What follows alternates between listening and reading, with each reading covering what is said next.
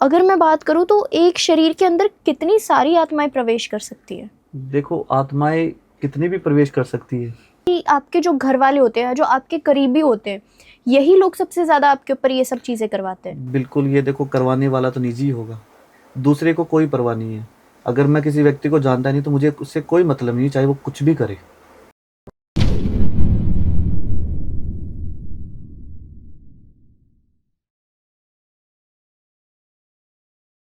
क्या आपको रिलेशनशिप में कंफ्यूजन है, या फिर फैमिली में काफी लड़ाई झगड़े हो रहे हैं, या करियर में डायरेक्शन नहीं मिल रही, या फिर हेल्थ रिलेटेड काफी इश्यूज हैं? सो डोंट वरी, आज ही जुड़िए टीयूटी ट्रिनिटी से। यहाँ पे हम आपको इंट्रोड्यूस करेंगे ऐसे certified astrologers, life coaches, career coaches और काफी प्रोफेशनल से जो आपकी दिक्कतों का सोल्यूशन निकालेंगे। अगर आपको लव लाइफ में क्लैरिटी चाहिए, या फिर करियर में डायरेक्शन चाहिए, या फिर अपने आप को मेंटली और फिजिकली फिट रखना है, सो आज ही हमसे जुड़िए and contact us on 8448801064। Thank you.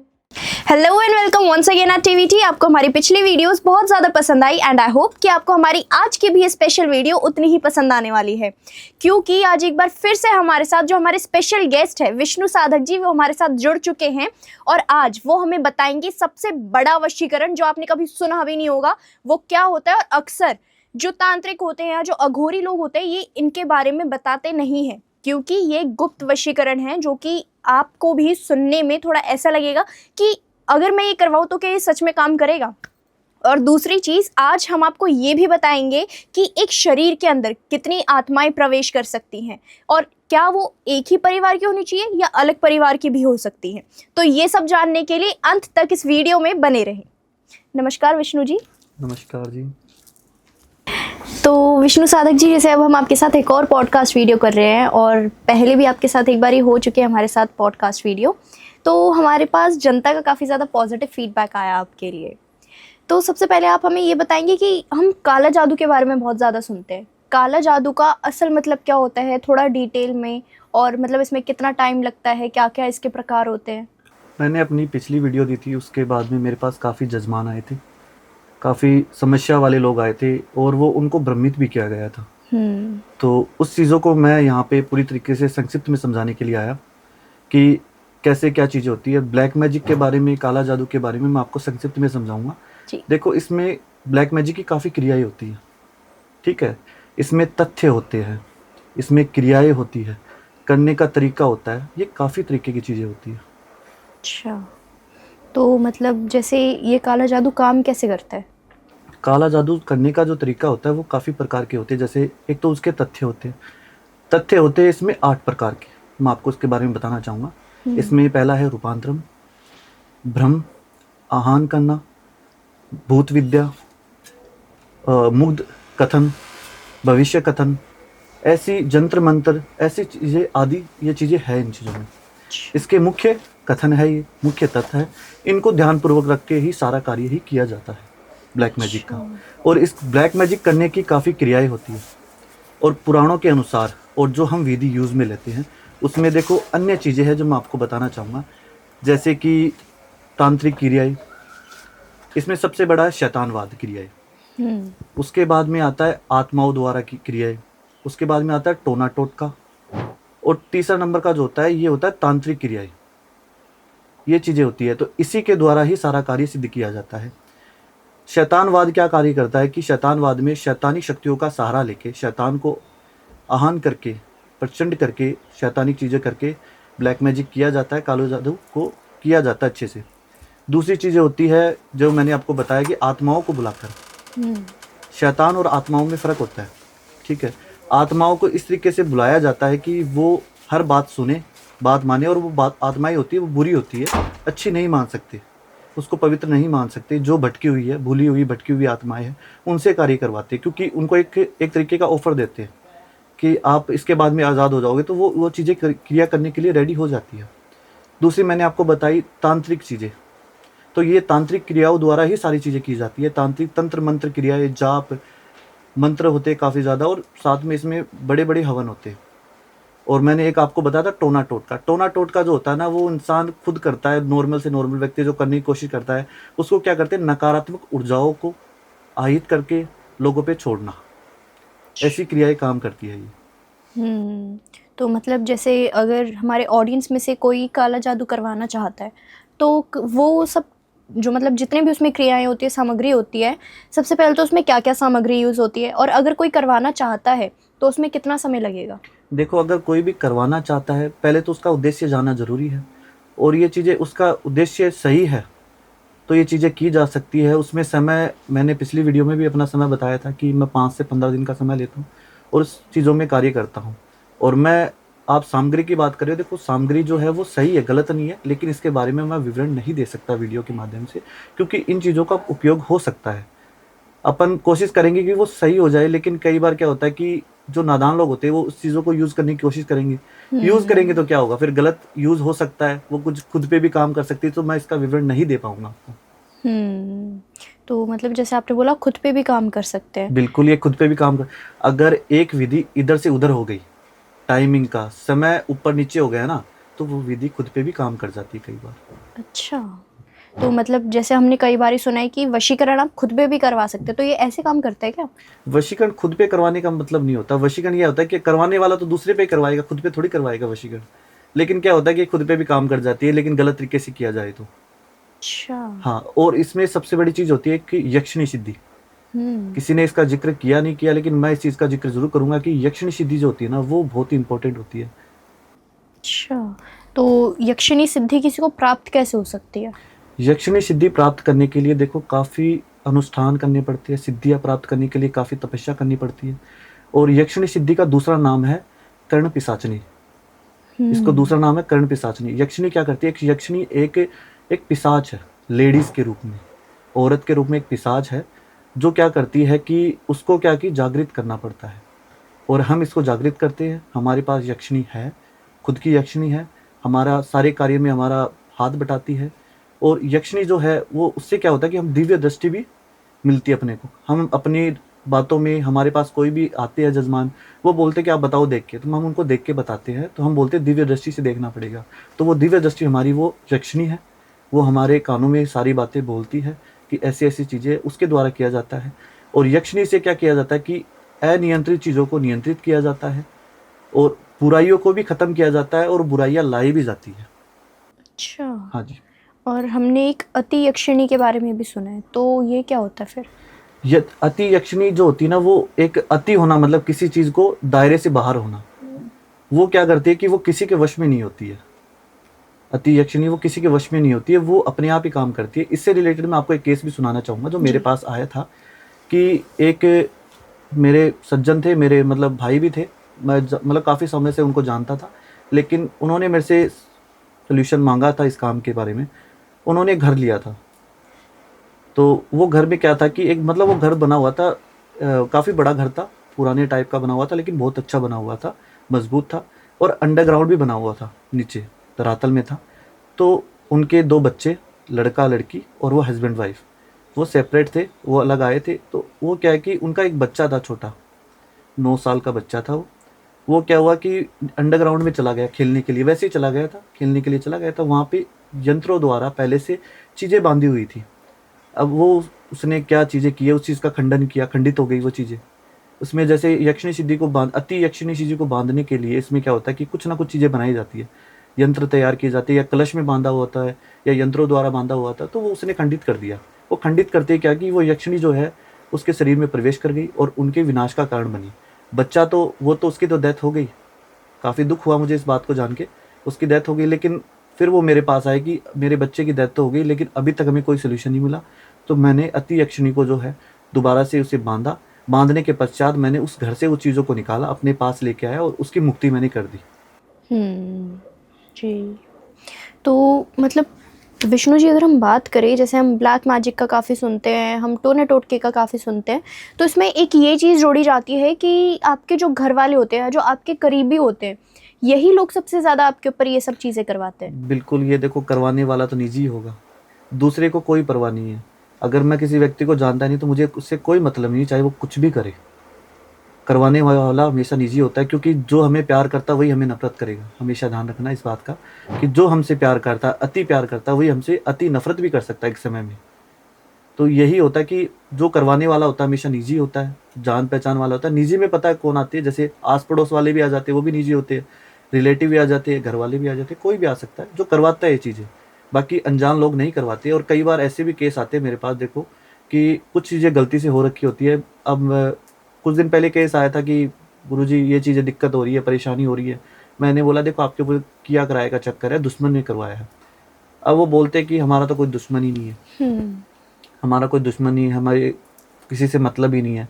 फिर मैंने उस चीज़ों को, मैंने आपको बताया कि यक्षिणी, तो मैंने यक्षिणी सिद्धि से इस चीज़ का पता लगाया। तो मुझे इस चीज़ का पता लगा कि वो चीज़ें जो है वो गलती से हुई है। वो करवा तो किसी और पे रहे थे, लेकिन उसके सामने आने की वजह से वो उसके ऊपर हो गया।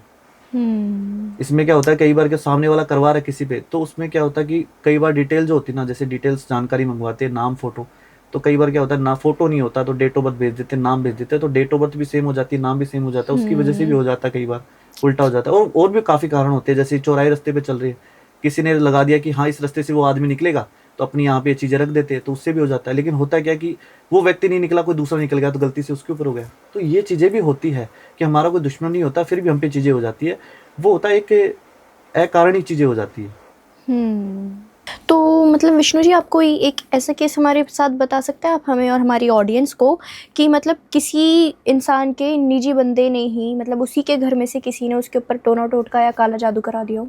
बिल्कुल, मैं आपको बताना चाहूँगा। कुछ दिन पहले हुई है ये घटना, 15 दिन के समथिंग हो गया। मेरे पास आए थे, एक बहन थी, वो आई थी मेरे पास, मुझसे बड़ी बहन मानता हूँ मैं उसे, अभी धर्म की बहन मानने लग गया। उनका क्या था कि उनकी शादी हो गई थी। शादी होने के बाद में क्या हुआ कि उनके ऊपर जो है ना, पहले तो अच्छा चल रहा था, 1 साल तक शादी को हो गया था, अच्छा चल रहा था, बहुत अच्छा, लड़का भी बहुत अच्छा था और वो लड़की भी अच्छी थी, वो बहन मेरी, वो भी बहुत अच्छी थी। उसके परिवार वाले, सास ससुर भी अच्छे थे, देवर भी अच्छी थी, जेठानी भी अच्छी थी, सारे लोग अच्छे थे, कहीं दिक्कत नहीं आ रही थी। 1 साल तक बहुत ही प्यार था दोनों की फैमिली के अंदर। लेकिन हुआ क्या कि कुछ समय बाद जो है ना परिवर्तन आने लग गया, हस्बैंड में परिवर्तन आने लग गया, सास ससुर में परिवर्तन आने लग गया, जेठ और जेठानी जो है, बड़े भाई और भाभी, उनमें भी परिवर्तन आने लगा। वो भी बोले कि हम अलग रहेंगे, हम इनके साथ नहीं रहेंगे। मतलब किसी ना किसी तरीके से मेरी बहन को नीचा दिखाने की कोशिश कर रहे थे। ठीक है, मैंने फिर इन चीज़ का पता, मेरे पास आए, मैंने सारी चीज़ें चेक की, मैंने उनको बताया कि देखो ये जो है किया कराए का चक्कर है आपके ऊपर, ब्लैक मैजिक का साया है, जो शैतानवादी विधि, जो मैंने आपको विवरण दिया था पहले थोड़ी देर पहले, कि शैतानवादी क्रिया करके आपके ऊपर करवाया गया। और करवाने वाला कौन है? आपके मायके से। और वो मायके वो मानी नहीं, पहली बात तो मेरी बात, मैंने बहुत समझाया, नहीं मानी। लेकिन मैंने उनको फिर प्रूफ दिए, मैंने सबूत दिए कि ये देखो आपकी बहन है करवाने वाली, और वो ये नहीं चाहती कि आपका घर बसे। उसके मन में पता नहीं ऐसी क्या चीज़ें आई, और वो ये चीज़ें चाहती है कि ये घर टूट जाए। अब सगी बहन के मन में ही ईर्ष्या आ जाती है, तो वो कुछ भी करवा सकती है। ये एक तरीके का बोलते हैं ना, साइको लोग जो होते हैं ना, वो होते हैं, वो किसी को भी दुखी करना चाहते हैं। अगर कोई खुश दिख रहा है ना, तो उसको दुखी देखना चाहते हैं। ये चीज़ें होती है, देखो कि फैमिली वाले भी करवा देते हैं, जबकि सगी बहन तो दोनों में तो प्यार होता है काफ़ी ज़्यादा।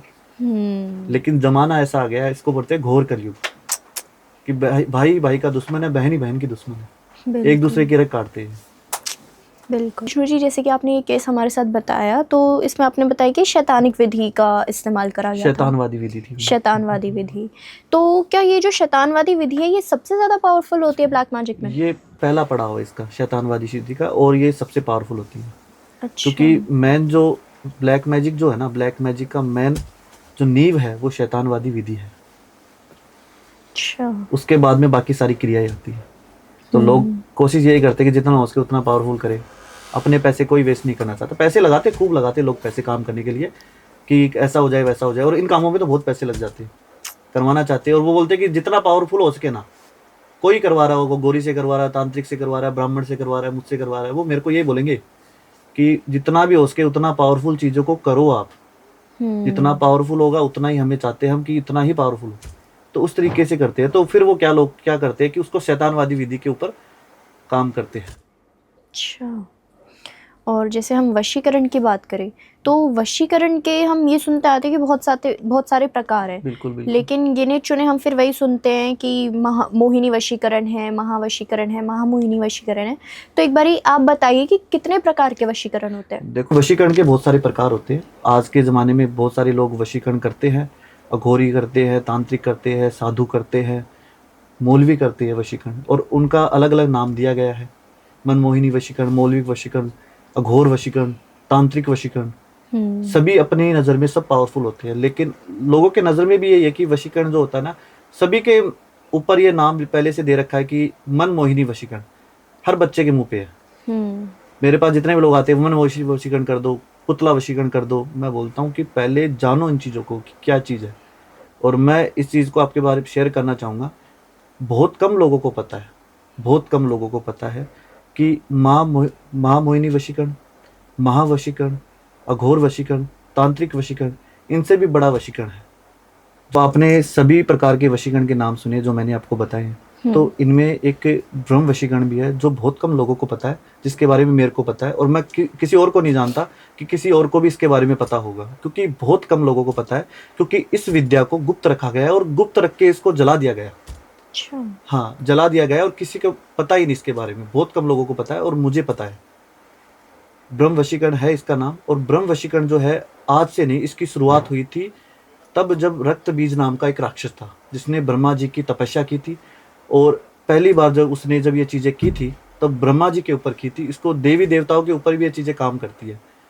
हाँ, ब्रह्मा जी देवों के देव है, उन पे ये चीज़ें काम करके, ये विद्या यूज करके, ब्रह्म वशीकरण यूज करके उन पे किया गया था। और ब्रह्मा जी पे सबसे पहले ये की गई थी, तो इसका नाम ब्रह्म वशीकरण नाम रखा गया।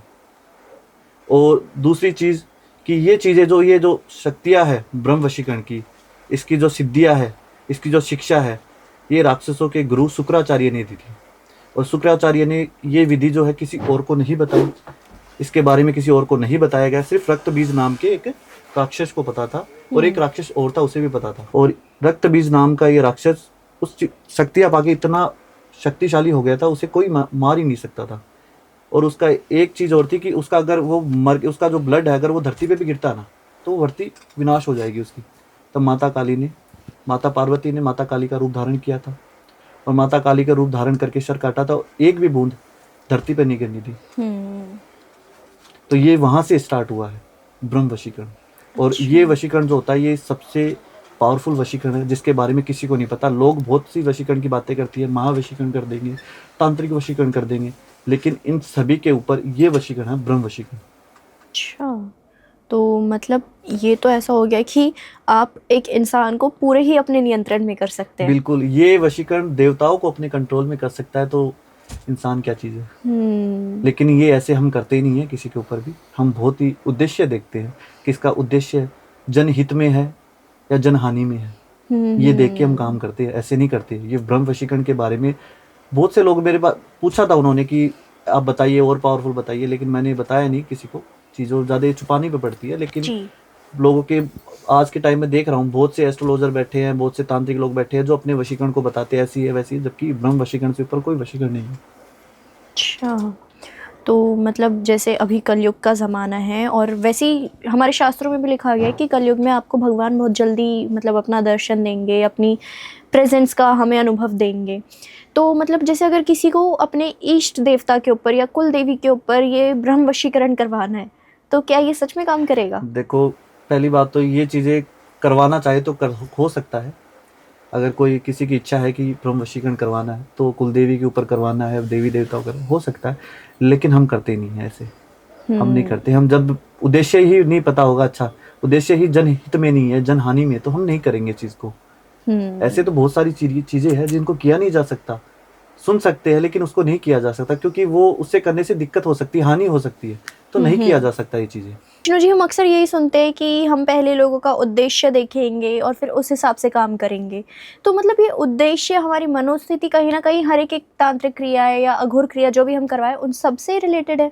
बिल्कुल बिल्कुल। देखो, मैं आपको बताता हूँ उद्देश्य। मैं बार बार उद्देश्य का नाम क्यों ले रहा हूँ, क्योंकि देखो मैं कोई भी काम करता हूँ पहले देखता हूँ कि मेरे काम से किसी को हानि ना हो।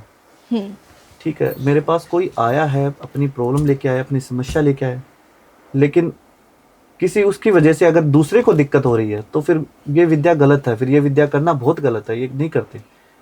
तो पहले देखते हैं उद्देश्य क्या है। लेकिन कई बार क्या होता है कि उद्देश्य कई बार गलत भी होता है, तब भी करनी पड़ जाती है चीज़ें। किसी वजह से करनी पड़ जाती है, रीज़न होते हैं काफ़ी ज़्यादा, करनी भी पड़ जाती है। और आप देख सकते हो तांत्रिक क्रियाएँ हैं, तांत्रिक क्रियाएँ तो इतनी ज़्यादा पावरफुल होती है। मेन ये सारी चीज़ों के ऊपर जो है तांत्रिक क्रियाओं का नाम दिया जाता है। अब तांत्रिक क्रियाएं तो इतनी ज़्यादा मजबूत होती है कि वो भगवान को भी परेशान कर सकती है। अब जैसे रामायण में देख सकते हो, अब मेघनाथ था, वो तांत्रिक क्रियाओं में माहिर था, तभी तो नाग फांस में बांध दिया था, राम और लक्ष्मण दोनों भाइयों को बांध दिया था। वो तो संकट मोचन भगवान थे जिन्होंने इनसे रक्षा की। बिल्कुल। तो वो जब भी युद्ध करता था ना, मेघनाथ, इंद्रजीत नाम है उनका, मेघनाथ भी नाम था दूसरा, कि वो जब भी युद्ध करता था वो तांत्रिक क्रियाओं द्वारा युद्ध करता था। वो आकाश में उड़ना, विलुप्त हो जाना, वो टोटल ही युद्ध, जितना भी युद्ध किया उसने तांत्रिक क्रियाओं द्वारा किया था। और उसे तो वरदान भी था ब्रह्मा जी का, अगर आप अपनी निकुंभला देवी का, कुल देवी का यज्ञ करते हो, अजय यज्ञ, तो आपको कोई पराजित नहीं कर सकता। लेकिन उसके चाचा के थ्रू वो यज्ञ जो है वो खंडित हो गया था। खंडित होने की वजह से वो नहीं चला सिस्टम उसका। तो विष्णु जी, हम ना कामाख्या वशीकरण के बारे में भी बहुत ज़्यादा सुनते हैं, तो फिर ये क्या होता है असल में? मैंने अपनी पिछली वीडियो में भी बताया था कामाख्या देवी का वशीकरण। कामाख्या देवी एक वहाँ का एक मंदिर है, माता कामाख्या देवी का मंदिर है वहाँ पे शक्तिपीठ गिरे थे माता के, आपको सभी को पता है, नॉर्मल सी नॉलेज है, सभी को पता है। वहाँ पे क्या है कि ये टोना टोटका, वशीकरण, ब्लैक मैजिक, बहुत सारी क्रियाएं की जाती है। ये असम में पड़ता है, गुवाहाटी के अंदर। और असम के अंदर एक शहर और है, मयांग नाम है उस जगह का, नदी के किनारे बसा हुआ एक गांव है। वहाँ पे सबसे ज़्यादा काला जादू जो होता है वहाँ पे सबसे ज़्यादा किया जाता है। काले जादू के जितने कार्य वहाँ पे होते हैं इस दुनिया में कहीं नहीं होते हैं। उस जगह को बोलते काला जादू की सिटी भी बोला जाता है उनको। तो वहाँ पे मैं गया हुआ था, तो मैंने आपको पिछली वीडियो में बताया था कि मैं चीज़ें सिखाता भी था। मैंने कामाख्या देवी में भी वशीकरण के बारे में सिखाया था काफ़ी लोगों को, ब्लैक मैजिक के बारे में सिखाया था, तोड़ सिखाया था, करना सिखाया था। क्योंकि हम वहाँ पे जैसे क्लासेस वगैरह लेते हैं, हमें बुलाते हैं, आश्रम है वहाँ पे, तो हम जाते हैं। तो मेरा एक बार जाना हुआ था, ये मयांग नाम की जगह पे जाना हुआ था, वहाँ पे मैं गया हुआ था। तो वहाँ पे मेरे को एक केस आया था मेरे सामने, बहुत ही परेशान थी, एक लेडी थी, काफ़ी सालों पहले की बात है कि एक लेडी थी, उसके बारे में एक फ़िल्म भी बनी हुई है। तो वो लेडी के अंदर 9 आत्माएं थी, 9 आत्माएं थी। और वहाँ के सारे जितने भी कार्य करने वाले लोग थे, जितने भी महान महर्षि थे, तांत्रिक थे, अघोरी थे, सब ने ट्राई किया। जो भी वहाँ पे छुड़ाने के लिए जाता था सभी की मृत्यु होती थी। तो वहाँ पे लोग डरते थे, जाते ही नहीं थे। वो उसका एक रूम पहले से कमरा बंद था, उसी कमरे में रहती थी वो। और वो रात के समय वो चीज़ें आती है, और रात के समय इतनी भयानक हो जाती है वो चीज़ें कि किसी के समझ से बाहर हो जाती है कि वो कैसे हो रहा है। तो वो एक पूरा एक घर बनाया हुआ बहुत बड़ा, तो वहीं पे वो रहती है। और उसको, तो मेरे सामने एक ऐसा केस आया था कि आप इस चीज़ों को कर सकते हो। तो मैं, जैसे मेरे साथ वाले थे, लोग थे, तो मैंने इन चीज़ों को हाँ किया कि हाँ मैं कोशिश कर सकता हूँ इन चीज़ों के लिए। तो मैंने कोशिश की थी, इस काम को किया था, लिया था। और इस काम में मुझे लगे थे 1 महीना, पूरा 1 महीना लगा था। और 9 प्रेत का साया था। सभी कोई लोग बोल रहे थे कि 3 प्रेत है, 4 प्रेत है, उसके अंदर 9 प्रेत का साया था। साथ में उसके अंदर यक्षिणी सिद्धि भी की गई थी, यक्षिणी भी छोड़ी गई हुई थी। तो वो यक्षिणी क्या कर रही थी, सभी का लीडर जो होते हैं ना, ये सबसे आगे रहती है, तो वो लीडर थी। और वो बाकी आत्माओं को अपने कंट्रोल में रह के उसके शरीर के अंदर अपना घर बसा हुआ था। तो मैंने इस केस को जो है 1 महीने के अंदर इसको निपटाया। और आज वो लेडी खुश है, उसकी शादी हो चुकी है। वो पहले अविवाहित थी, विवाह नहीं हुआ था उसका, आज उसकी शादी हो गई है, बच्चे भी हो गए, और वो ठीक है, आज किसी प्रकार की कोई दिक्कत नहीं है। और वो लेडी यहाँ की नहीं थी, वो लेडी थी अपने कर्नाटका साइड की, साउथ की साइड की थी वो। वहाँ से वो चीज़ें लग गई थी। जब लोग, अब घर वाले कहीं ना कहीं तो जाएंगे इलाज करवाने के लिए, कभी कहाँ जा रहे हैं, कभी कहाँ जा रहे हैं, कभी मेहंदीपुर बालाजी जा रहे हैं, कभी कौन से स्थान पे जा रहे हैं। तो फिर लास्ट में किसी ने सुझाव दिया कि आप जो है कामाख्या देवी जाए। कामाख्या देवी भी गए, वहाँ पे भी उनको नहीं मिला रिजल्ट। फिर वो मयांग नाम की जगह पे गए थे कि वहाँ सबसे ज़्यादा काला जादू होता है। और मेरा, बोलते ना कि भगवान जो होता है ना, अपने आप चीज़ें तैयार करता है, अपने आप ही सारी पॉसिबिलिटी बनाता है। तो मेरा वहाँ पे जाना होगा। मैं सिर्फ वहाँ पे देखने के लिए गया था और चीज़ें सिखाने के लिए गया था, कैसे क्या चीज़ें हैं और हम क्या सिखा सकते हैं और हम क्या सीख सकते हैं। और मेरे सामने एक केस आया था और मैंने निपटा दिया था। मुझे 1 महीना जरूर लगा, मुझे काफ़ी कष्ट भी हुई, शारीरिक कष्ट भी हुआ, लेकिन मैंने ये चीज़ें की जी। और आज वो खुश है बहुत ज़्यादा। बिल्कुल। तो जैसे विष्णु जी, आपने एक केस बताया और आपने बताया कि एक औरत के अंदर, एक लेडी के अंदर वो 9 आत्माएं मतलब एक साथ प्रवेश करी थी। तो अगर मैं बात करूं तो एक शरीर के अंदर कितनी सारी आत्माएं प्रवेश कर सकती है? देखो, आत्माएं कितनी भी प्रवेश कर सकती है, इसका कोई वो नहीं है, कोई लिमिट नहीं है, कोई दायरा नहीं है, कर सकती है। लेकिन आत्माएं जो होती है ना, वो एक परिवार की होनी चाहिए। अच्छा। एक परिवार की होनी चाहिए, अलग अलग परिवार की वो नहीं होती है। अगर जैसे होता है, बहुत सी बार होता है कि जैसे कि एक फैमिली जा रही है कहीं पे गाड़ी में, 5 लोग बैठे, 5 को 5 मर गए, एक्सीडेंट हो गया उनका, तो वो भी अब उनका जो मौत हुई है, उनका डेथ हुई है, तो वो कोई साधारण नहीं है, असाधारण है। साधारण उनको बोलते हैं जो उम्र हो गई है, लेकिन बीच में अगर एक्सीडेंट से अगर कोई खत्म हो रहा है तो वो फिर वो आत्मा पवित्र नहीं रहती है, वो अशुद्धि रहती है, वो भटकती रहती है और वो जगह ढूंढती है, अपना घर ढूंढती है कि किसके अंदर जाऊं, किसके अंदर जाऊं। और शरीर, जो आत्माओं को शरीर ऐसे नहीं मिलता। हमारे शरीर में एक ऐसी शक्ति होती है कि हम इतनी जल्दी आत्माएं प्रवेश नहीं कर सकती, लेकिन हम अपना रास्ता खोल दे। हमारे शरीर में जाने का रास्ता होता है आत्माओं का, दिव्य द्वार बोलते हैं उसे। वो दिव्य द्वार अगर जब खुल जाता ना, तो फिर वो आत्माएं प्रवेश करने लग जाती हैं। अच्छा। हाँ, और कई लोगों में ये दिव्य द्वार, कई लोगों में जो दिव्य द्वार होता है ये ऐसे खुलता नहीं है। खुलता है तो 1 सेकंड के लिए खुलता है, तो एक आत्मा प्रवेश कर जाती है, और कई बार खुला ही रह जाता है। अच्छा। हाँ। तो मतलब ये दिव्य द्वार वाला कॉन्सेप्ट क्या है? क्योंकि हम लोग तो ये सुनते हैं कि अगर किसी के ग्रह नक्षत्र कमजोर है तो तब जाके वो जो नेगेटिव ये ऊर्जा। बात आपकी सही है। आप बहुत से लोगों ने बोला होगा कि नक्षत्र कमजोर है, इसका राक्षसी है, गण है, देवता गण है। ये चीजें बहुत से लोग बोलते हैं, उनको लगभग तो किसी को पता ही नहीं रहता, और किसी को नॉलेज होता है तो वो भी बोलता है। अब ये दिव्य द्वार का क्या कॉन्सेप्ट है मैं आपको बताना चाहूँगा कि एक माँ के अंदर संतान प्रवेश करती है तो वो दिव्य द्वार जो है ना उसी टाइम पे खुलता है। अच्छा। तब आत्मा प्रवेश करती है, एक पवित्र आत्मा जो होती है प्रवेश करती है ज्योत के रूप में, तब उसका दिव्य द्वार खुलता है। और वो इतना ही समय के लिए खुलता है क्योंकि भगवान की एक इच्छा होती है कि वो दिव्य द्वार खुलता है और प्रवेश कर जाती है एक शुद्ध आत्मा। और वो दिव्य द्वार दोबारा कब खुलता है? किसी के मरने के बाद में।